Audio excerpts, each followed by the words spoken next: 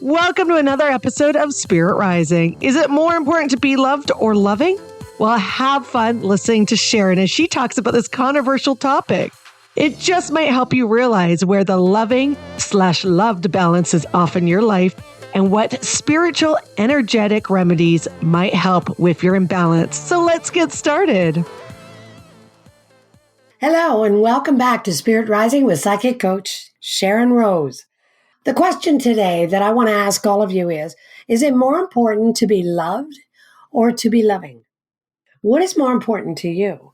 And it brings to mind an old man. I ran across this quote quite a bit on the internet when I was researching the topic of being loved and being loving and how people are reacting to the words. And I asked a lot of people.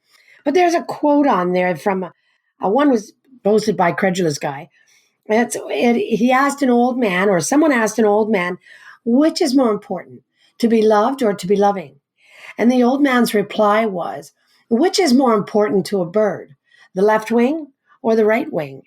And it really made me chuckle because when I was doing my research on this topic, there really isn't, there balance is required.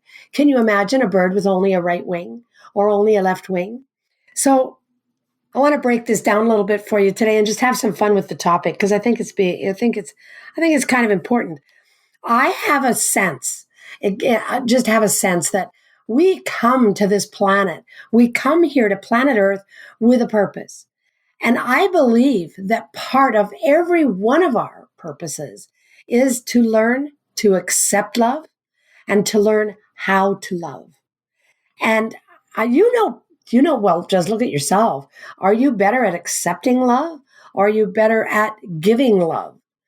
There are a lot of people on the planet that don't know how to receive love. Like they don't know how to receive a gift. They don't know how to receive at all. And there's a lot of people that don't know how to give love or don't know how to give gifts. They want is they want to receive it. And so we're talking about all kinds of different personalities here. So I believe that we all came to the planet to learn how to do both, to learn how to love and to learn how to be loved and to learn how our life involves those two sides of the same emotion. Some of us will find that our loving side will come out through our career. We'll all of a sudden find something that we really, really love to do, and it'll come out in our career. And we'll be absolutely in love with our work and just enamored. Every day we get up and we go to work and we're like, this is amazing. So that means that we really are being loving towards our jobs. We really enjoy it. But does it love us back? And you hear the expression of, a man can work his whole life and sacrifice. Family goes by the wayside. Wife goes by the wayside. Time off goes by the wayside. His health, he doesn't take care of it. Just doesn't take care of it. So he's really not loving himself, but what he's doing is loving his job. And at the end of the day, because he hasn't followed his own innate natural way of being well, the job comes to an end because we can only carry on for so long in our lives with our work. And when we lift our heads up after the jobs are gone, everything else is gone too. And now we're living in a state where we really loved our work. We loved it so much. And everything else that loved us, family, spouses, all the things that loved us, they're not there because we weren't giving any attention to that. So was being loving towards our job really beneficial? And what is the lesson there? I believe the lesson is that you've got to have balance. Again, there is an example of right wing, left wing. And that the problem is that being loving towards your job, it isn't going to give you back the loving feeling that you're giving it. So that tells me then that it's very important in this school of learning to love and learning to be loved that we have balance and that we actually allow our careers to bring us fairness and balance in our career and our home life, our personal life, and protection, and allow us to reach out to others that need our help and allow others to reach out to us so that we can enjoy them when we need help. So we have an innate builder ability. Each and every one of us has the ability to build a really powerful life. And we have the ability to build a really powerful grouping or bunch or sense of relationships with other beings on the planet, whether that's our animals, our counterparts at work, our family, our neighbors, just our community, our street. We have the innate ability to build and create loving relationships. Each and every one of us do. But do we do it? Because love is part of appreciation and of the higher self, and fear is the opposite. And we have such a deep, in our world now, there's so much controversy around everything that seems to be going on that we're afraid to put ourselves out there. We're afraid to be loving. And we want to be loved. We crave being loved. It's a basic part of us. And I think the biggest challenge we have is meeting that and righting the ship and keeping the balance by being loving in return.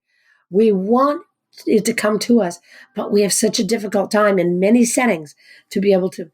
So we have the innate ability to be a builder and to be able to build our loving and our loved aspect together, but the fear could be getting in the way.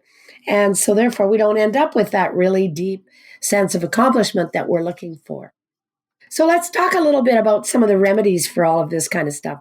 What are some of the ways that you can actually become a more loving person and be a more, now, to be a more loving person and to feel loved as well?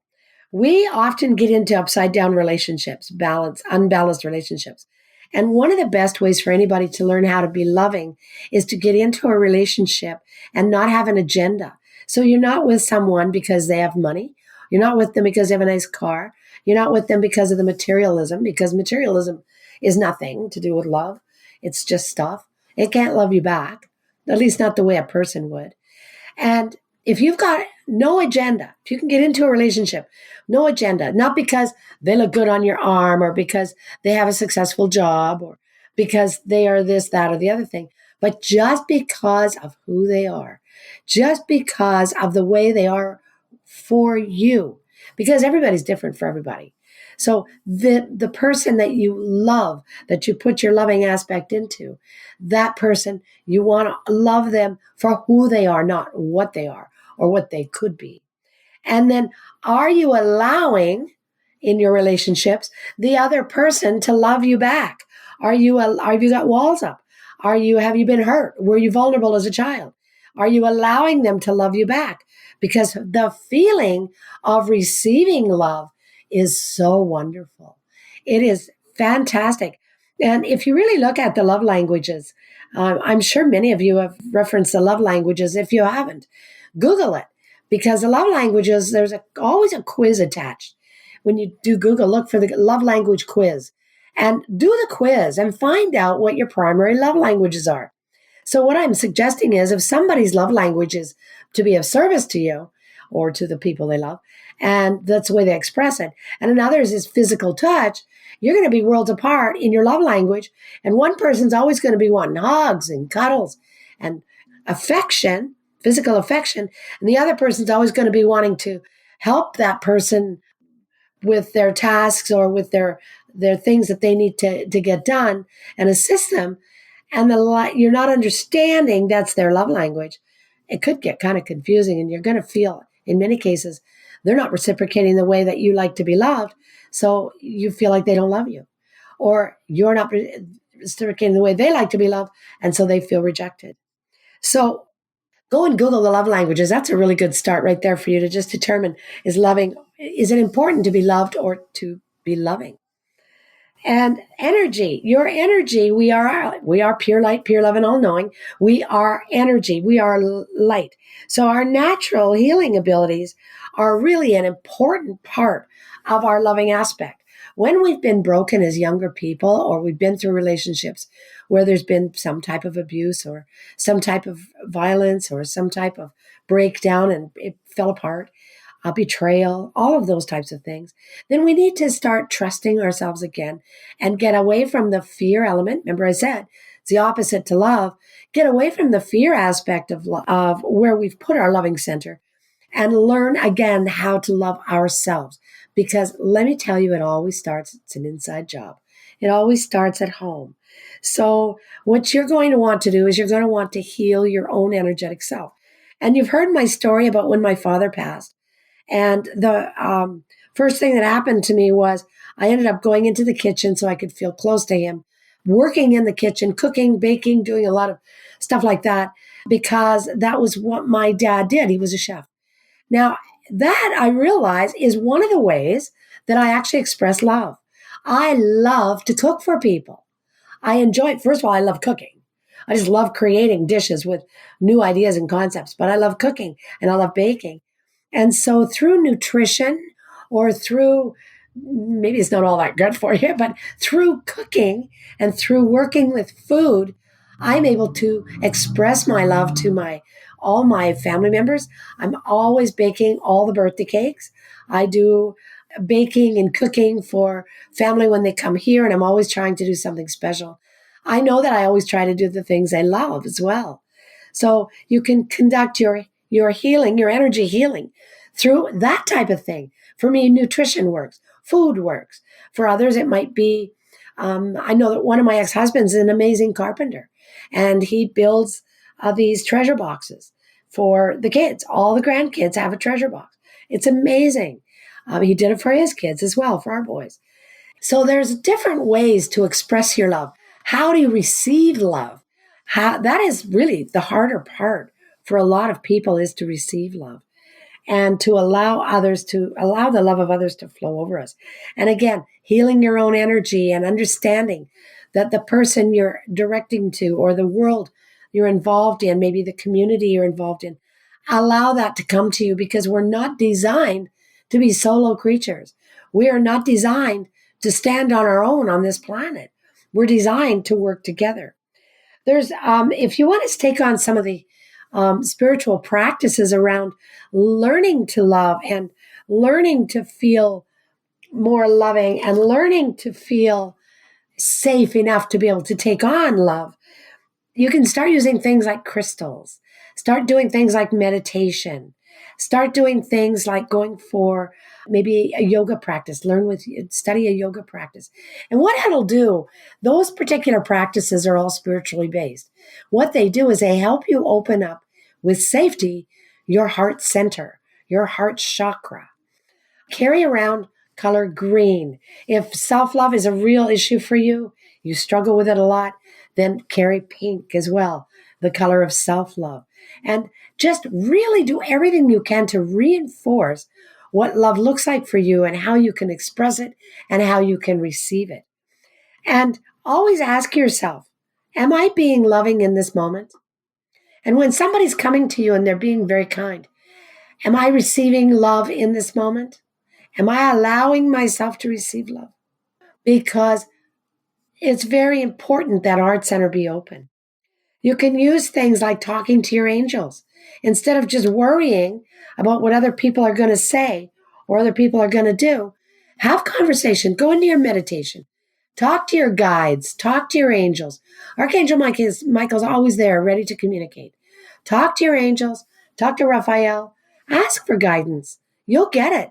You'll be surprised. It'll show up and you'll be like, oh man, there really are energies listening to me. It's kind of cool.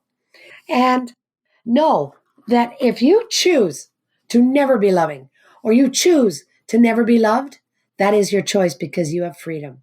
You are a human here. You're a soul having a human experience. And you have the right to choose whether you want to be loved, whether you want to be loving, or whether you don't want either. You have that right. So understand it's always about choice for you. Look around the world. We in our world right now, we are so blessed. We don't even have to go anywhere to travel. I can go down the street and have the best Indian meal on the planet. I can go down another street and enjoy Thai food. So again, through food, I can experience travel. I don't have to go anywhere. I can experience cultures and I can learn to love various different cultures, various different stimulations through nutrition by going to a Japanese restaurant, a Chinese restaurant, an Indian restaurant, a Thai restaurant, a good old American steak restaurant. I can learn to just receive and learn about loving in my center through that.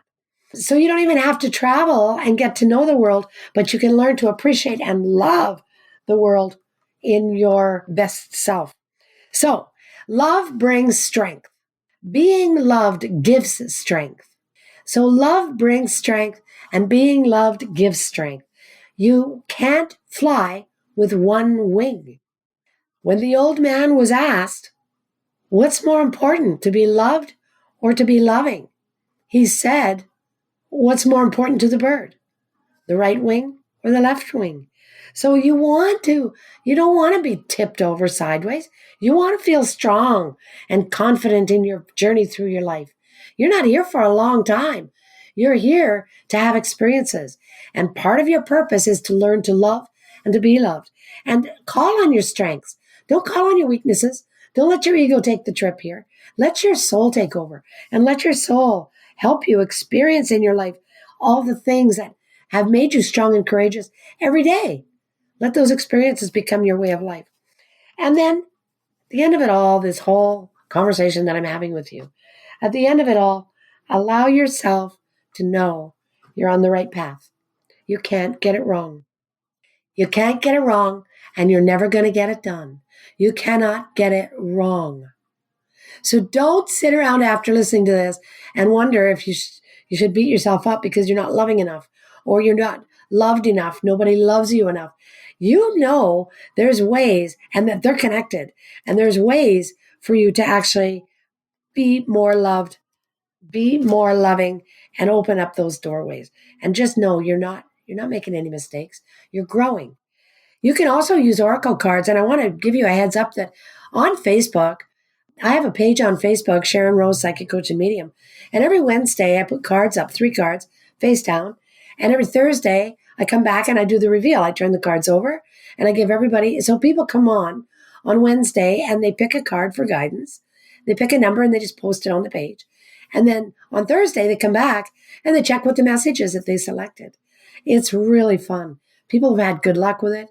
People have really found that the accurate messages, they love them. So use oracle cards. Get yourself some oracle cards.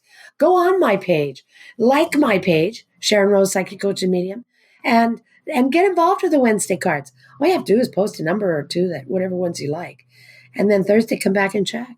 Really fun. Plus, there's all kinds of things there that heads up for you. Also, so oracle cards is a way. I also want to bring to the table here some other information about the way to win a reading with me. I'm always researching, and so my research includes a lot of different things on what people want, what people need, and what people are looking for. And if you go to episode 77 on the Spirit Rising podcast, this podcast, go to episode 77 and listen to it. There's guidance there. It's the Ask Sharyn or Dear Sharyn episode. And there's guidance there. First of all, there's questions being answered, but you can also win a reading. And it tells you how you have the chance to do that. So don't be afraid to go and do that too, okay? Okay, so is it more important to be loved or loving? Just think about the bird. Try and visualize one flying with one wing.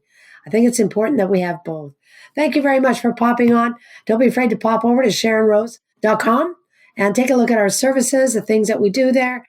Coaching doors are wide open. We're coming into the spring. This is a perfect time to get your house in order emotionally, mentally, physically, and spiritually, which is what we do in the coaching program.